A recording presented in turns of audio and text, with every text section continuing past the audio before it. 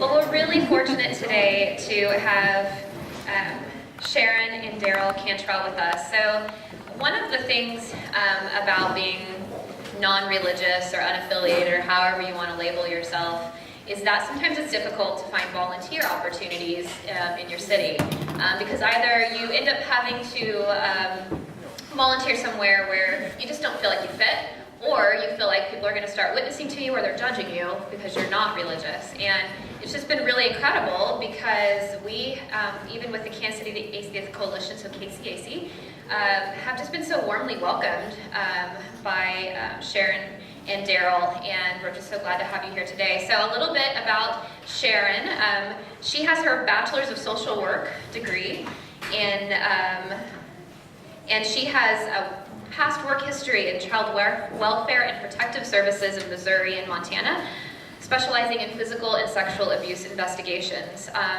As a licensed social worker, she worked with drug abuse and psychiatric issues. In 1990, she moved into the field of child abuse prevention with the Child Abuse Prevention Coalition, which is now the Sunflower House. And she returned to Kansas City to be around friends and family in 2002. Since then, she began working on her Masters of Public Administration at UMKC and has been active as the lead pastoral counselor at Micah Ministry at Independence Blvd Christian Church.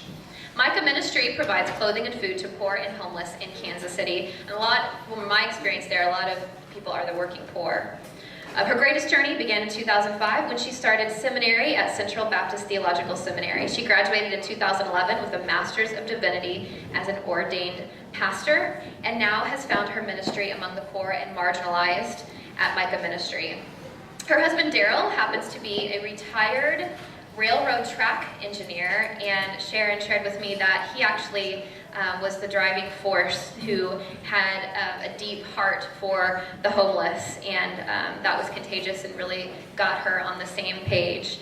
And that he has, night after night, starting this out, cooked and prepared over 1,000 meals as a chef for, is that when you started out?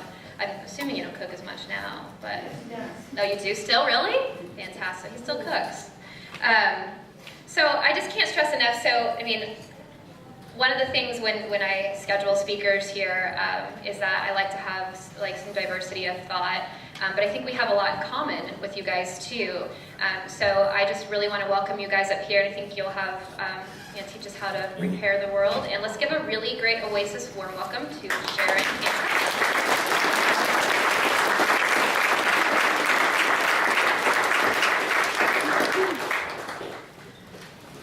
Her face was gaunt. Pardon me for my voice, we'll do the best we can. Her face was gaunt, her body frail. I held her hand as she quietly told me cancer was in the other breast. No treatment had started, there were other complications. She really appreciated the Ensure we had found for her. She hated to ask for more food, but there wasn't any left. Thank you for the bag of groceries we had given her. No, she didn't mind if I prayed for her. I stumbled through a prayer. I'm not sure what I said. Something about healing, but I felt hopeless and helpless. Such sadness rose in me. How can some have healing and cures, the money to go to doctors, and others can't even find food? Sometimes the despair on Monday evening is more than I can contain. I leave mad at everyone, even God. How can this happen to your children? It sometimes seems like hope has left the building. I want to thank you for inviting Darrel and I to come this evening. It is our pleasure to work with both groups, KCAC and with Oasis, on the first and the fourth Mondays of the month. How many of you have been to Micah? Ah, wonderful. I tried to do a video. A little Girl Scout did this video, but the sound is so bad that I've got to find somebody who can clean up some background noise for me. So what are we all about? The name Micah comes from the Hebrew book of Micah. And it's a pretty good guide for all of us to live by, no matter what we believe. But he's already made it plain how to live, what to do, what she's looking for in men and women. It's quite simple. Do what is fair and just to your neighbor. Be compassionate and loyal in your love. And don't take yourself too seriously. Pretty good thing to live by. Micah Ministry is at Independence Blvd Christian Church in the old northeast area of Kansas City. It's a holistic ministry. The story of how it got started is amazing. There's this once prosperous church in the old Northeast, Independence Blvd Christian Church, which is a Christian Church Disciples of Christ church. They once had 2,000 members in the church and 1,000 in Sunday school every week. Now they found themselves in the heart of the inner city, with crime and homelessness growing on all sides. They had a pastor with a heart and passion for the poor, Reverend Lee Caramonte. A huge church. If you've been there, you know it's a huge church with lots of room. Their building once had an indoor swimming pool and still has an indoor gym. They had an endowment, one of the key and most important things. They had some money, but a declining white population with an enormous heart. So they started in October of 2001 with 3 St. Paul's theology students doing some counseling. But this aging congregation decided they needed to do more. So they rolled up their sleeves, unlocked their doors, and started serving a hot meal every Monday night to whoever came. In 2002, in April, they opened, it was first called Robert's Cafeteria, Robert's Cafe. It was named after Robert A. Long, who was the lumber baron, who you might know from Country Club Christian Church. He founded Independence Blvd Christian Church. It's the Corinthian Hall, the Kansas City Museum in the north. That was his home. And it was also named after a young man who froze to death in March of that year, also named Robert. The decision was based on many things we find in the area. The area around the church had a changing dynamic. It's always had an immigrant presence, but now there are 35 languages that are spoken in that area. There's dire poverty, substandard housing, food insecurity, lack of education, unemployment is sky high, and there's a high crime rate. We have learned there are a lot of hungry people that need or want to be fed. There were 9 that first week, 2 women who worked the avenue, and 7 men who spoke little English. Now we serve between 400 and 500 persons every Monday evening, a total of as much as they can eat, so it might be 1,000 meals. But it's not just about food. We have a children's room where kids can just go to be kids.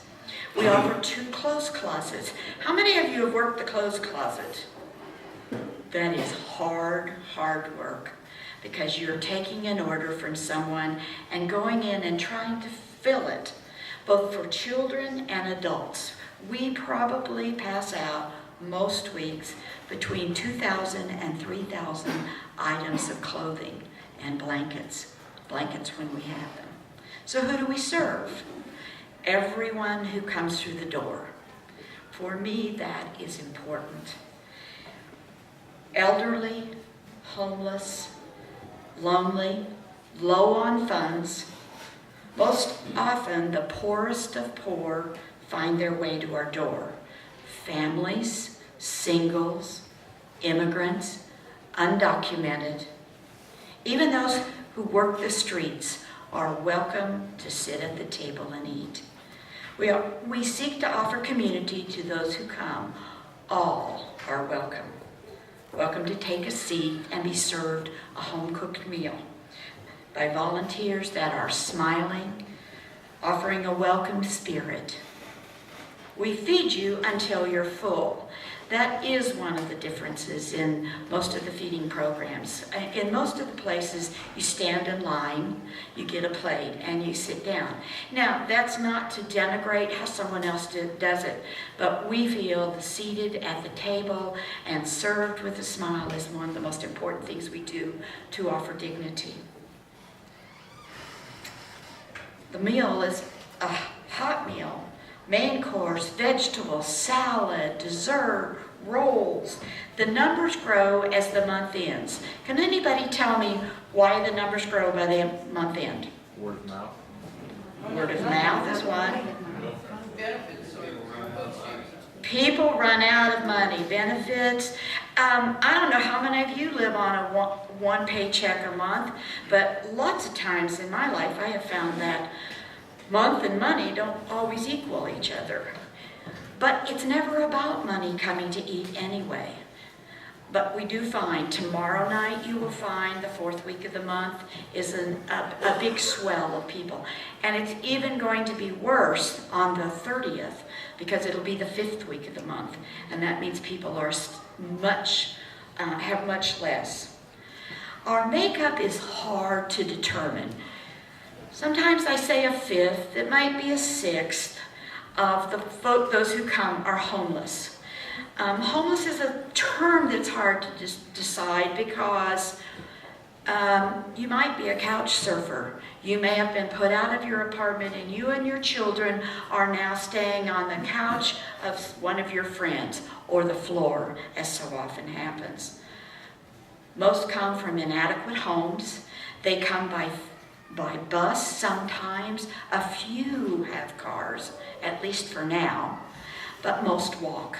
Whether it's cold or raining or hot or whatever, they come. Some are in these circumstances because of choices, but the vast majority are there because of life chances. And what do I mean by that? Give me some ideas of what I mean by life chances. Anyone? Lose your job. Pardon? You lose your job. You lost your job.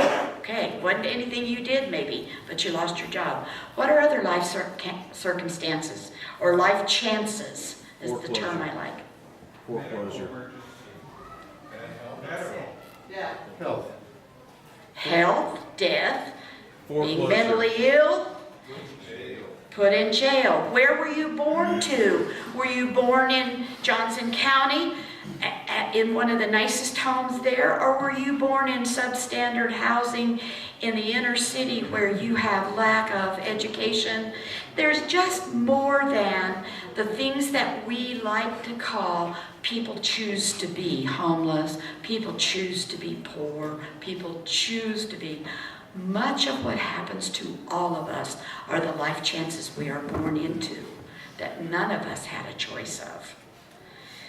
So how are we funded? 25 churches, plus a Jewish temple, community organizations, schools, a real estate broker, give donations of money, time, volunteers, things to multiply the way we serve.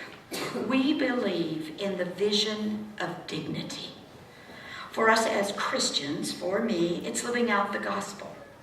For our Jewish friends, it's practicing tikkun olam, repairing the world.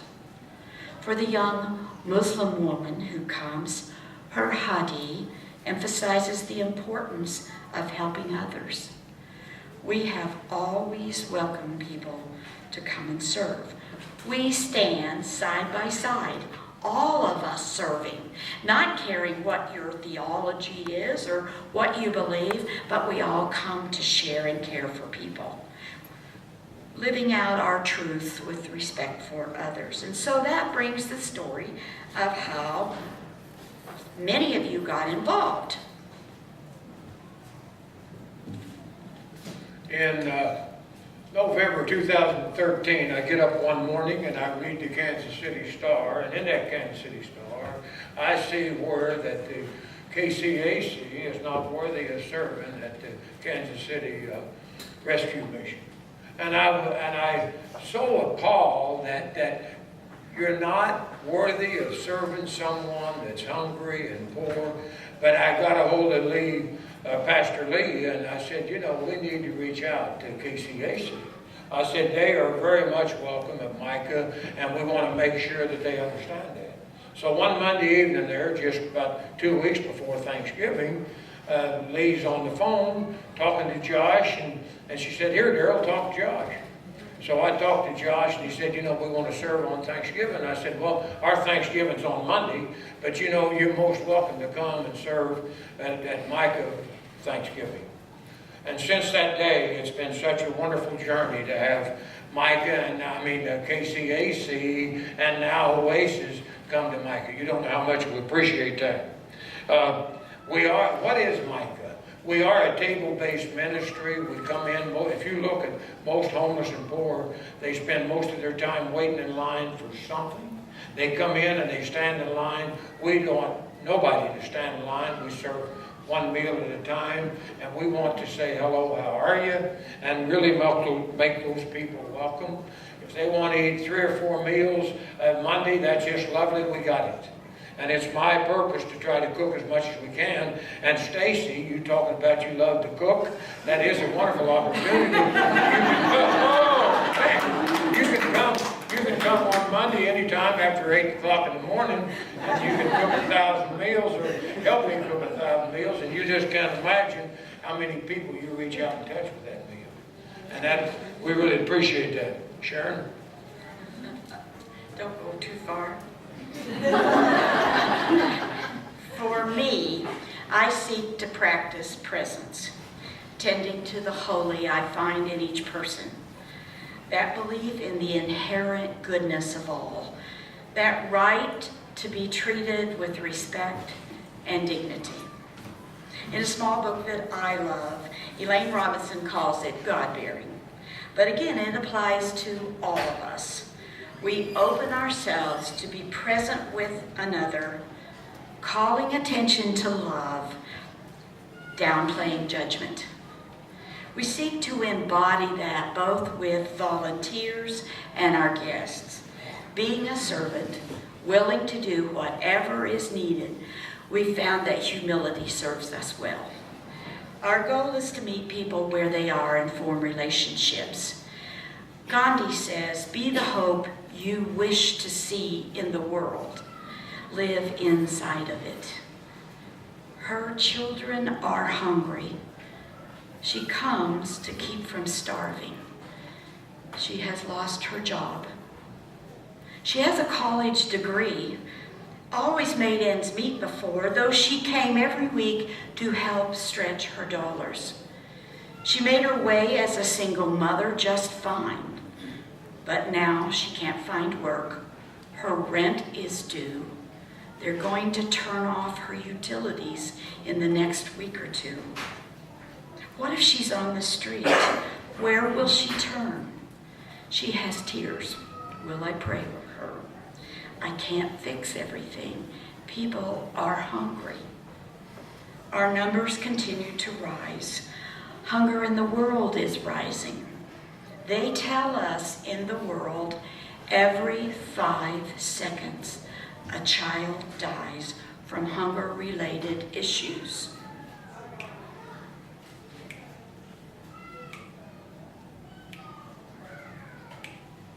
Another child dies.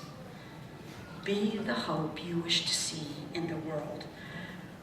We have also learned that people are hungry for more than food, both volunteers and guests, for a touch, to be seen or heard, to be validated, to be a part of community.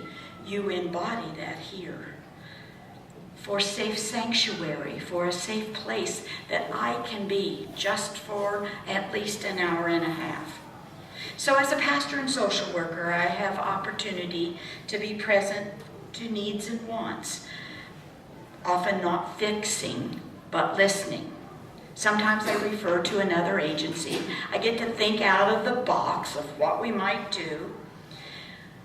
Part of why I do what I do is a number of years ago, one of our homeless veterans died. And Darrel and I decided to drive to Leavenworth to be present at his service. And we got there, and there was his drinking buddy and the buddy's girlfriend and the man that drove them. And that's all that were there. No one was there to remember that this man even existed, let alone that he had served his country. We made a pact between us that this wasn't going to continue to happen. And so we have formed at Micah Ministry, it's a Death with Dignity. And I have had the pleasure to do a few services for people who no one knew or cared that they had passed, or no one wanted to do a service. I did one for Friends, where the sister took the remains and refused to do anything. And these friends that worked with him came and said, could we do something to remember him? You bet. So, although we don't do it very often, when we find that there's someone who has died that no one is going to remember, we're going to. No one should die without someone noticing. Darrel. What can you do at Oasis to help Micah? There is a hunger for more in our lives, wanting your life to be more meaningful. You may seek a place to serve that you have often dreamt of, not perfect, by trying an opportunity to service and in action. Last month, we fed over 485 people. We averaged over 485 people each Monday, plus an additional 335 meals, second plates. My crew and I cook on an average of 1,000 meals each Monday. And what's good about the 1,000 meals, if they don't not show up at Micah to get those 1,000 meals, there's a place down the street called Sheriff Brook, who's a shower house for the homeless. And also in Kansas City, Kansas, there's a place that we can take the excess food. It's also serves the poor. You know, how can you get involved? Money is always an option, but it is a poor substitute getting people involved. Youth group participation. The habits we have as kids tend to stick with us through adulthood. That's great news for Kansas and Missouri, where more teenagers volunteer actively in their communities. As number 1 and number 3 in the nation, Missouri, for an example, has Kansas has 40.9%, Missouri has 37.6% teens volunteered between 2011 and 2013. Nothing makes me feel any better on Monday night to see a youth group or young children come. We do ask that if someone is younger than 10 years old, maybe not the best place to serve, but if they're 10 to 12, and if they'll come and sort of just be with their parents, they can serve dessert, and they can see what we could be involved. Youth groups, we love having them. There's been many, many creative ways of raising funds for us. For an example, one church in the Northland last Christmas decided to do a canned. How many minutes? You're supposed to stop. No. Because I know how she gets to talking, so I said. Nevertheless, they had a canned tree for Christmas. They called me the day after Christmas and said, Darrel, can you come over tomorrow and pick up 244 cans and number 10 cans of food? We go through 24 of them each week of vegetables. So I had 244 cans of corn and green beans. You don't know how much that means to us. But anything is a help. And I think the first Monday with KCAC and the fourth Monday with Oasis has been more of a reward to me, because you all come in such open hands and open hearts. And that's all. And the compassion you talk about, I see signs around here talking about Oasis. being compassionate? Yes, you are. And you don't know how much Micah means, that you mean to Micah, and how much you mean to the community around Micah. Thank you very much. Okay, so he missed creative ways. Besides his cans. Behind every man is a good woman, I guess. 52 years. I can finish his sentences. So other ways that you can be helpful. Collect, sort, and mark clothing. Every Monday, all day long, they take bags of clothing that have been donated. They pull them out, they look at them, they size them, they sort them, they fold them and put them on shelves. When you come at night to help distribute them, in an hour and a half, it's all gone and all your work is gone. So there's always that ongoing of anyone who can ever come on a Monday during the day. Collecting clothes. If you've been to Micah, you know that our folks are practical. They're weather related, so if it's cold, hoodies, socks, gloves, hats, those kinds of things. In the summer, flip-flops, shorts, sleeveless tops, the kind of weather-related things that people need to wear. Not the dressiest dressy, although we keep a small closet of work things, and when someone says, I have a job interview, we are thrilled to take them in and outfit them in every way we can for them to make the very best presentation. We also collect and distribute hygiene kits, and that is a big thing. So if you are a traveler, gather up that stuff at the hotel. They make perfect little bags to distribute. We give out larger sizes to families. One man comes every week and they collect pill bottles, and he fills them with large size shampoo, cream rinse, all of those things. Blankets. Blue Springs, First Christian Church, 5 years ago, knew there was a need, I'm sorry, I got away from it, a need for blankets. And they did a program called Reason for a Reason. And they slept out in their churchyard for 2 nights. And that first night, I am friends with the guy who was leading it, and there was a snowstorm and it was 12 degrees, and they stayed. And they collected blankets as people went by. And in the past 5 years, they have given us thousands and thousands of blankets to distribute to our folks. Because if you're homeless, you may be homeless here tonight, but tomorrow somebody may steal your stuff that you have nowhere to put, or the police arrest you and you're roused out and you're gone and you've lost everything. Or you live in a house that has so much air blowing through it that even if you have a roof over your head, you still may be freezing. So there are many reasons why people need blankets. I personally cannot imagine laying down at night without a blanket. My mother had a blanket up to my nose every night until I was big enough to move it. Those things are important to us. Socks and underwear. Socks and underwear are the standard by which my heart breaks. When someone comes and says, I haven't had clean socks for 2 weeks, do you have a pair of socks? Or my feet are cold, can you give me a pair of socks? You know how much that is needed. So Helen, I'll turn it over to you.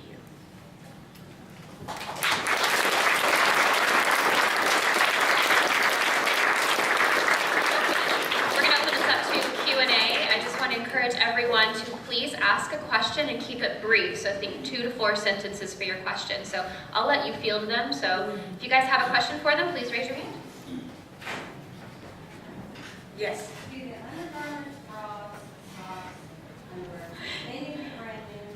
No. The question was, I'll try to repeat it so that we can all hear. Bras, panties, socks, all those kinds of things. Do they need to be brand new? No. They could be gently used, but I encourage you to think about what you would put on someone you loved. So I throw away a lot of things that come down there sometimes, but they do not have to be brand new. Yes? When I was a teenager, I lived in my car for a couple of years. Do you guys have programs that, I was involved in a program that catered specifically to homeless youth. Do you guys have a program that does anything similar for youth? The question is, for 2 years you lived in your car as a young person, and she wanted to know if we have a program for that at Micah. We do not, but every Monday, or, well, I guess they don't come every Monday, but very often, no, what's the name of the program that has the homeless youth program that comes? Yes, you do. Oh, yes. Just a minute. Restart. Yeah, Restart. He doesn't know, but now he does. Restart. Restart has an outreach program, and they come and work among our folks and try to make contact with and to let them know. So we try to interact with other agencies when we can. One of the things we learned right up in the beginning was you cannot be all things to all people. We would like to be a bigger program, but it takes our full-time business and our full-time work to raise enough funds to feed 1,000 meals every week. So that we do well. The other things we try to refer out and to know who does what in the community. Another question. Yes? Are you able to engage the legislatures of the states? No. We aren't able to do. And you know, we don't get government funding. We get every kind of funding we can think of and that we can generate, but we don't get any government funding. So what we are is free shoppers at Harvesters. So, but when Darrel started doing this, Harvesters would have a list about this thick of things you could order from Harvesters. Now it's a few pages because times are worse off for everyone. Another question. Yes? This is kind of just a comment, but I belong to a group called Heart to Heart. Yes? Has anybody up here heard of them? She belongs to Heart to Heart. Yes. We do know about Heart to Heart. It was started by the commander of my military unit, but we go everywhere with Heart to Heart. We pack up every single solitary thing.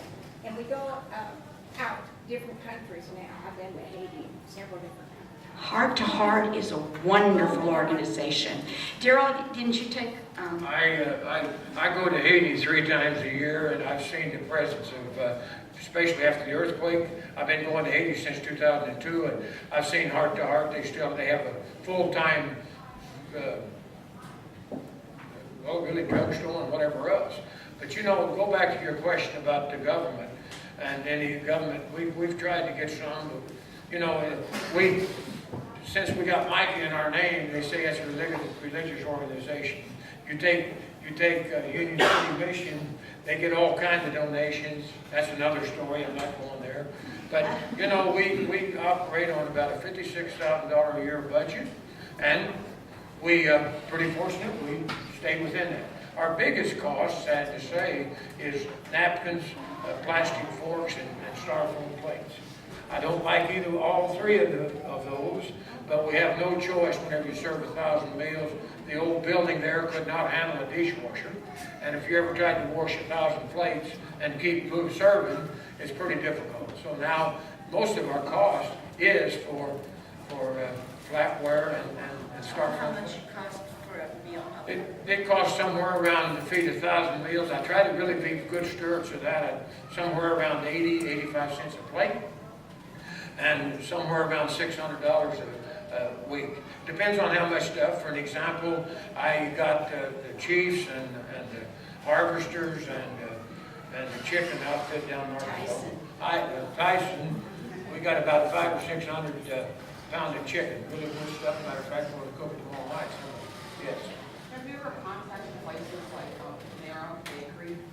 Let me tell you about the Panera. Let me tell you about started at Micah, we had Panera bread donated on Sunday nights. By Monday morning, that bread is so hard, we could hardly cut it. And it was almost impossible for many of our folks to eat because of their lack of dental care. And so it became so labor intensive as the numbers grew that finally we just, white bread, brown bread comes out of a bag. And so bread and butter is a staple part of what we do. But it's a great idea, and it works for smaller groups, but when you're feeding 1,000 meals, you have to be as labor conscious as possible. I know. But look how many you're feeding, yes. Say again what your address is. It's 606 Gladstone, which is 1 block west of Benton. Independence Avenue and Gladstone, right on the corner, 1 block west of Benton. When you come, if you come tomorrow evening, you come in the back door of the church, and that will be open, and come down the stairs or the elevator to the basement. Yeah. I just wanted to say that tomorrow is Oasis's week at Micah's, and I will be there if anyone is interested in volunteering. Feel free to look me up on Facebook, and we can, give you the information. And there's an invite that's available, so you can join via there. And if you ever have any questions, you can find me, or Josh Hyde, or Denise Decker, or Crystal Larkin, who is up there, part of the pirate group. Because we all try to go. Josh is there every week, or every first Monday with KCAC. Sometimes he's there with us. I'm there every fourth Monday, so definitely. So a little bit about, you want to tell people they want to be there by. You'll be there by 5, yeah. 5 o'clock, I say Exactly. 5, because you have good intentions. But if you get there by 5:30, all the jobs have been passed out, and then I've got to get creative. The jobs are, and then we're done. The jobs are like serving the food, serving drinks, serving the dessert, helping it do the clothing. It takes 24 people in the clothing pantry just to do adult clothing, plus the children's clothing pantry. It takes up between 70 and 90 volunteers every Monday. So we thank you. Is there any place we can meet to carpool? Get you on the private Facebook group, so Marlis, will you go there? I've been on your website. Okay, we'll get you connected so that we can get you, want to do something else to interact. I'll be around afterwards. I see a friendly face in the back. I'll be around afterwards if you want, unless you have something you want me to tell everyone. Denise goes, yeah.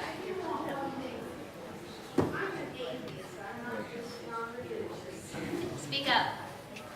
I'll have Sharon repeat it. I'm atheist, and Micah, it's well known that I'm atheist. How do you make me feel so welcome there when in a lot of the other volunteer places, I have to kind of hide it? How do you make So Denise says she's an atheist. How about that?